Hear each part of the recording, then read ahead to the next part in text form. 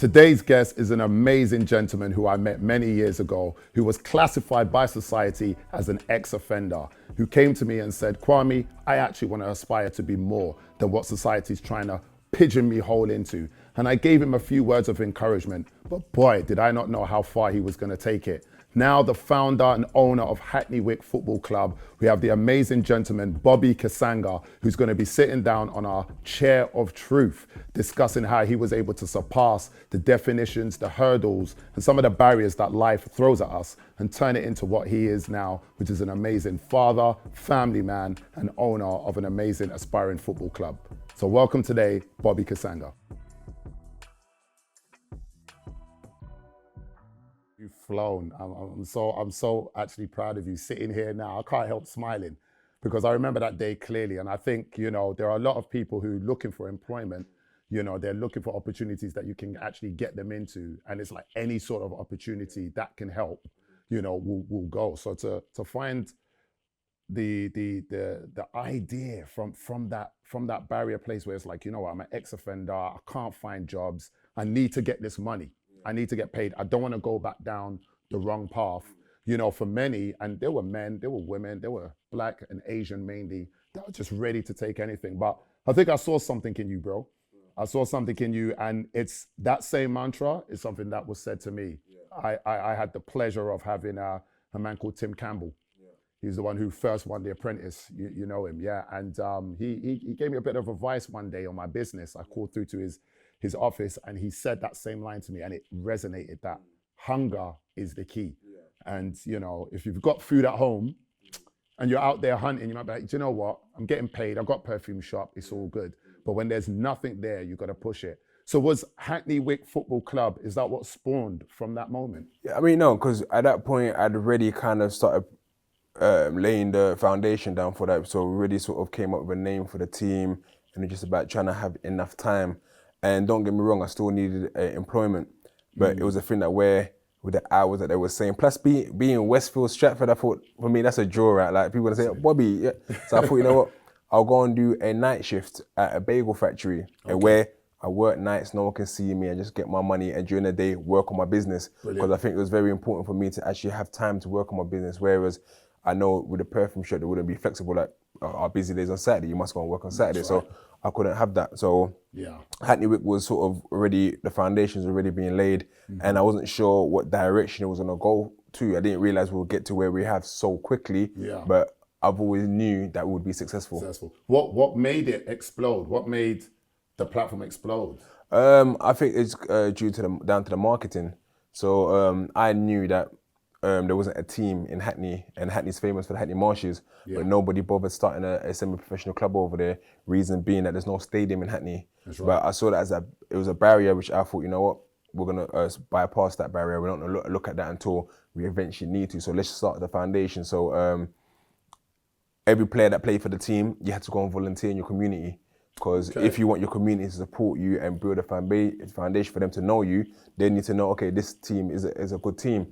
So all the players that played had to go and volunteer in local causes. So we was going to the Run Hackney Marathon, the local Abney Park Cemetery, the local Mabley Green, whoever needed us, we'll just pull it out there, look, we're coming to help. So we'll spend about 3 or 4 guys there. And from then, it sort of grew. Then people, the story that, this guy just come out of prison and he's getting these young people to go and volunteer. Absolutely. And as words start trickling around, you start getting your BBCs coming, your ITVs, and then through the back of that, it just sort of grew and grew. It just grew, I think once you got some of the main channels buying into your platform, and I think, Bobby, you changed the status quo. It's ex-offenders, they struggle to find opportunities, they struggle to be motivated, to think outside of the box. So what was it about you that made you, that gave you that drive, that gave you that belief? I've always had an entrepreneurial mind. So even while I was in prison, I was an entrepreneur in there. I opened up a casino in prison. I opened up a betting shop in prison. I had a food shop in prison. So I've always had that, when I come out, wherever you put me, I'm gonna eat regardless. So it was a thing that where I knew coming out of jail, and I know in my own worth that I'm not gonna settle just to, and shout out to everyone that does retail jobs, because it's important. We've seen it during COVID, people having to go to Tesco's, and these people are local heroes. But for me, it wasn't my thing, and I didn't want to just to settle for that. So I decided, you know what, I'm gonna really push. And I do my talks now and with my YouTube channel where it's gone to nearly 50K and people are always asking for advice. And I say, look, it might sound easy me saying this. However, it wasn't easy. You have to sort of sacrifice. We used to stand outside of a Tesco's, outside of a Morrison with a bucket and say, look, support our local football club. Someone walked past, give us £1. Someone walked past, give us £10. And with that, it helped us build our first bit of budget to start paying for stuff. We'll do that in the cold, in the winter. So there's a lot of sacrifices that goes with it, but it comes down to your motivation. That's right. Yes, it comes down to that. And I mean, in London, it's cold most of the time. Yeah. And people are not friendly to give away money and that. That's great. How old were you at this point? 28 years old. 28 years old. 28 years old. Wow. Were you a father at that point? Yes, I was a father. I had my first child. She would have been 8 years old by the time I come out of prison. Wow. So, yeah, and just building that family. And as a father, your first instinct is to provide. There's almost a sense of shame and embarrassment if you cannot provide. Absolutely. If she's saying, I want to go to this school trip or I want, and you can't do that, you have a sense of shame and embarrassment. So for me, it was trying to work hard, especially for her, and also that the fact that she'd seen me, I'd seen her, each other growing up, me being in prison. So we didn't have that foundation to sort of build. So it's very important for me to sort of make enough money to give back for all the times that I missed out and give her the experiences that she would have missed out on too. That's great responsibility. And those school trips are not cheap, are No, they? they're not cheap at all. They're not cheap at all, yeah. We're taking them to France or to Paris. Okay, £700. Yeah, I mean, yeah, they were meant to go to America actually, and Okay. COVID came in, so yeah, saved us a bit of money to be So fair. a bit of change to put aside there. Yeah. So I mean, during this pandemic as well, I know we've seen the Premiership, for example, try and adopt the way of actually playing games, and many are struggling because they get their money from people going to watch the games. How have you been able to manage your football club in these times? I mean, they shut us down pretty early. So we got shut down in March. Our league got shut down in March, and we just reached the semi-finals of the cup, our first ever semi-finals, with the first London club to reach that sort of semi-final. Brilliant. And then we sold over 500 tickets. Would have been like $2,500 for us in our pockets. Yes. But then we had to refund everything because obviously COVID came in, and our match was literally 4 days before that. So we mostly rely on funding and sponsorship, and through funding getting grants, but it's also just because of everything we do, brands want to align themselves with us. So for example, whenever you heard of a Nike going to sponsor a local grassroots football club, they actually came and supported us and created our first bespoke kits that sold out worldwide, for example. So these are the sort of things that helped us get money. So we never really relied on a fan base, because we never had that fan base in the first place. And slowly it's picking up. I mean, I don't know if you saw on Instagram, I put that match yesterday, you can hear more and more people in our crowd chanting, but again, our games are far away because there's no stadium in Hackney. So we're trying to build out that rapport with everyone, lobby the council to say, look, this is needed, a ground is needed in Hackney. So financially, it's not affected us as much, but more so, I guess, when we weren't being able to collect the subs every week from the kids, we're able to sort of run our music projects, our drama project, because that's what helps us get the funding too. So that's sort of killed us a little bit, but it's picking up again. Brilliant. What about, you got the local football club, Leighton Orient, the young C? Yeah. Are they? I mean, are they not able to lend their stadium or? I think every club financially right now is in difficulty, struggling, and Leighton Orient, I guess, wouldn't want us to sort of be, because they're a little team themselves, kind of, compared to the West Ham. West Ham's local. West Ham's moved to Hackney Wick, for example. So Leighton Orient are like maybe less than 2 miles away. So they already got beef with West Ham over there. So for them to think, wait, who's this other team that's sort of coming up, and Leighton Orient trying to get as many Hackney and Leighton people to support them as possible. So they probably wouldn't want to help us on that part. But I'm sure they're pretty much aware of us anyway. So if you want to get this support, you want to help get this funding, and I think it's amazing, Bobby. I think I can definitely see it happening. I mean, Hackney's part of the city. You know, they should have a stadium. How can people, if they want to help? I mean, we've got a Twitter, on Twitter, if you go on our Twitter page, we've got a donation spot on our website where you can go and fund. There's a few people who donate monthly to our causes. So basically, we're trying to raise £1 million over the next 5 years. I think we've raised so far about £4,000. And that sort of just stays in the kitty to allow us to keep growing. But at the same time, as I said, we keep lobbying. All we need to, for me personally, is find a spot. If the council can find us a spot and say, look, this is the space you guys can have, we would raise the money, no problem at all. No problem at all. We've got enough people support us around the world, big corporate companies who like what we do, that will actually finance that for us, that will actually help us. But the problem is in the borough of Hackney and everywhere else in London is that if land is found, priority is homes, priority is hospitals, schools and so on. And you can't argue. I mean, there's about something like 32,000, I'm not sure how many thousand people are waiting for homes in Hackney. So who are we to sort of say don't build homes and build a football ground? But as you said, you mentioned Leighton Orient got a thing where they've got houses built within absolutely. So there's always that option. Which it didn't used to have, but then now they build this sort of social housing around the stadium. And I think the angle there, Bob, is actually maybe bringing that forward to the local council, that their target, what they're trying to do within the local community in terms of housing, finding a way that your platform can help them achieve that, to give maybe people who are interested in football, as well as the upkeep of Hackney. I mean, we've had a couple of meetings with the Hackney Council, and they're very much aware of our plight. The mayor said that he really wants to support us, but there's a lot of planning regulations and planning restrictions that happen with it being common land of certain places. Like where we train right now, Mabley Green will be perfect and ideal, but there's a lot of sort of things that's been going on in the background, that where you have to tackle the environmentalists who have a say, the local community who might not want the extra noise that's happening over there. So there's these difficulties. I mean, we've got things, we're talking to the right people, so we're just seeing what happens from that. That's fantastic. I would definitely, because I follow you on Instagram, and I mean, what's your following on Instagram now? 22,000. 22,000. Wow. I think just short of 23 now. That's great. I think it's a testament, and I would love to see those conversations. I'd love to see those conversations with the hierarchy. I think this will draw in a different audience. I think you've got a great audience that are, a type of genre, and to bring in that other audience that will have that involvement, that will have that say. I mean, like, we've got like so many people that's been sort of watching us, and as you say, your language changes depending on who you're talking to. My bedroom is like, yo, what's going on? And the other corporates is totally different. How you doing, sir? So it's like, I've got like the head of branding at Nike who follows my page. I've got people from BT Sports and so on. So they're all very much aware of what we do. Because sometimes we are conscious, like, oh, can I post these things? Because these guys are watching us, but I'm going to be me regardless anyway. So, and the audience has grown and grown. The YouTube channel's just about to hit 50K subscribers now as well. So what's the plug for the YouTube page? Oh, that's Big Ego Media Entertainment. Brilliant. Yeah. I believe I've subscribed. I believe so. With all the followers, you probably didn't even notice. Did you see, oh, this Kwame? Nah, you know what, there's so small much people. Small boy talent, move off. I remember him.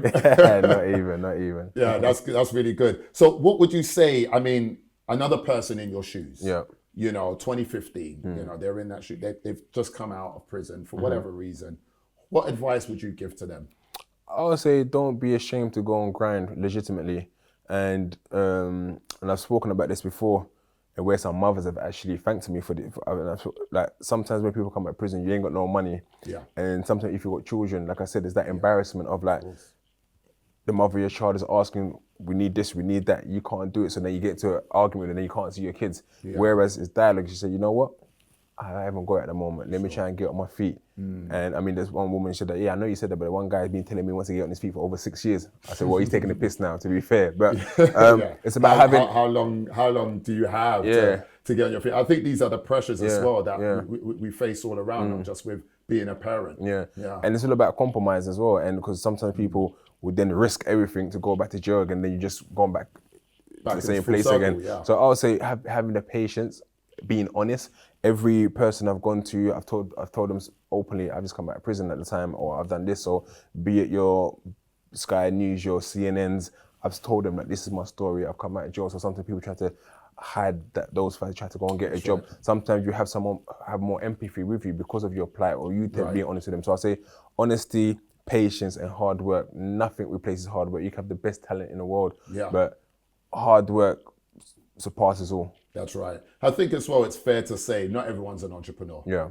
And maybe coming out of jail, you don't actually have that entrepreneurial skill. And I think for many, it's taking that pride. Like you said, they are local heroes, working in retail and so forth.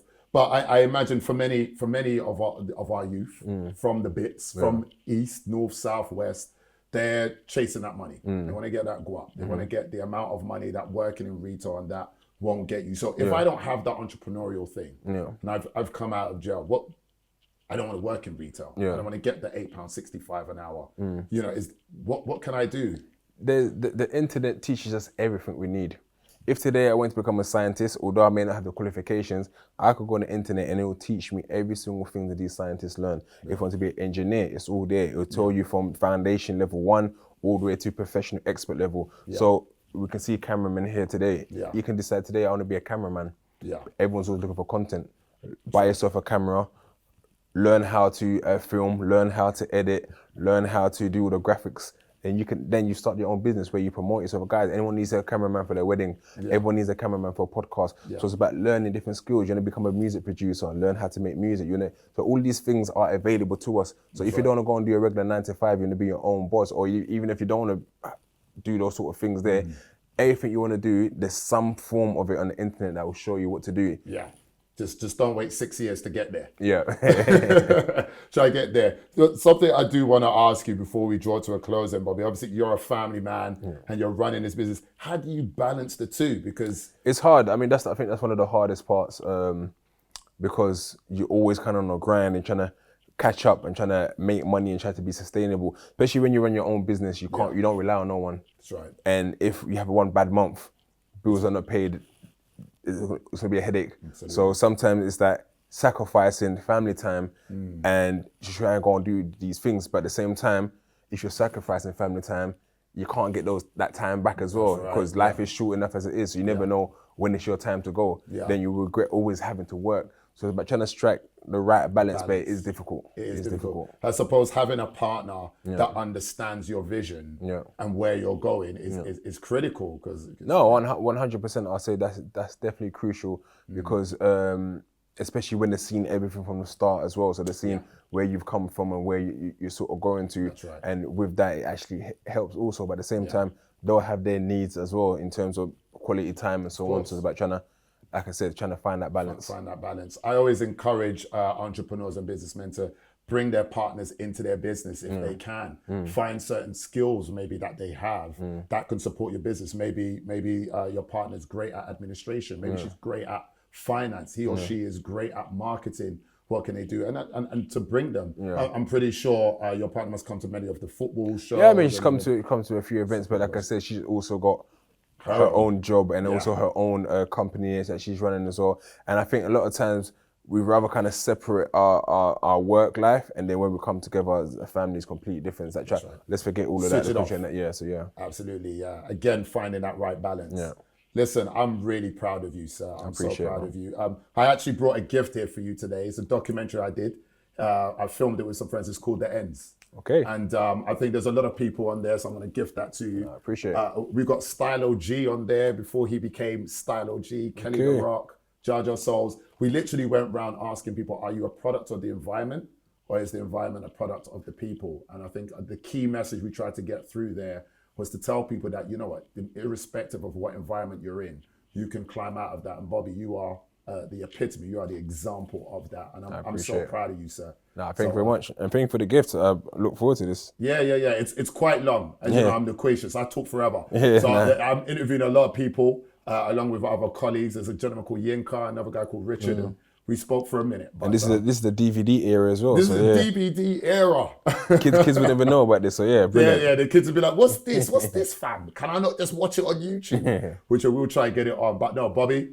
Appreciate it, man. Thank you so much, man. All the best with Hackney Wick FC. So do you want to just share your plugs quickly as we Yeah, sure. So Hackney Wick Football Club on Instagram, Hackney Wick FC, Big Eagle Media, also on Instagram, plus on YouTube, and then my own Bobby Kasanga. Fantastic stuff, fantastic. Listen, we want to thank Bobby for coming on and talking about why he's not an ex-offender. I'm sure you can see that this is a businessman and so much more, a family man and a man who's driven. And just to close, I want to leave something with you. which is the mantra that he explained earlier, that a hungry man who has no food at home will hunt a lot better than a man who has food stocked in the fridge. So get yourself hungry, go out there and chase your dreams, because it's possible. Thanks for watching KB Talks. We'll see you again soon. I want to give a big shout out to our sponsors, KB Consultancy, Anthony's London, Complete Care Solution, Skills for Skills World, and also Insight Productions, no labels required, and the beautiful Shakira Tanay, who's made us all look amazing on set. Thanks for watching.